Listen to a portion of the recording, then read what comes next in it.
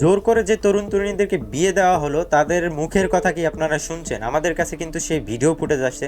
তারা কি বলতে চাচ্ছে, সিলেটের সেই যে রিসোর্ট থেকে যেই আটজন যুবক যুবতীকে ধরে এলাকাবাসী বিয়ে দিয়ে দিল, সেখানে কিন্তু তাদের ভাষ্য আমরা শুনি না অনেকেই, কিন্তু এখন কিন্তু সেটা আমাদের হাতে ফুটেজ আসছে। আমরা দেখবো যে তারা কি বলে, এখানে তাদের মুখ থেকে আমরা শোনার চেষ্টা করবো। চলেন দেখে আসিস তারা কি বলতে চায়। জি না, টাইম মাত্তা নাই, দুমাত হয় না কিচ্ছু। আমার লগে মাত্তা হয় না। তুই চুপ। আমি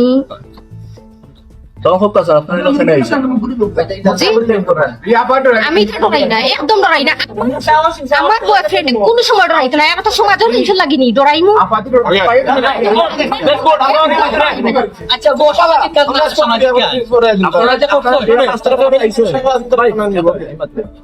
তো আপনি ঠিক আছে স্টেট ফরওয়ার্ড মানুষ।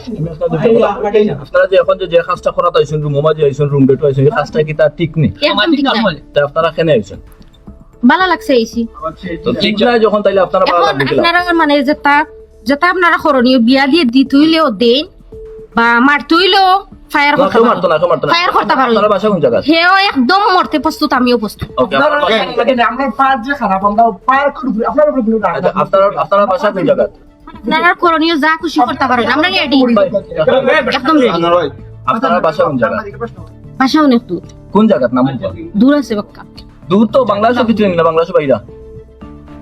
আপনার কিতা মনোর লাগে তো বাংলাদেশের বাইরে। জি না, টাইম মাত্তা নাই, দুমাত হয় না কিচ্ছু। আমার লগে মাত্তা আরে তো খুব কথা আপনি উত্তর ঢুকা, আপনি উত্তর ঢুকা। আপনারা কোন জায়গা থেকে আইছেন? কোন জায়গা থেকে আইছেন? জগন্নাথপুর থেকে। ভাষা হলো খুব। জগন্নাথ নাম কি আপনার? স্বামী আপনার নাম কি? মাহমুদ।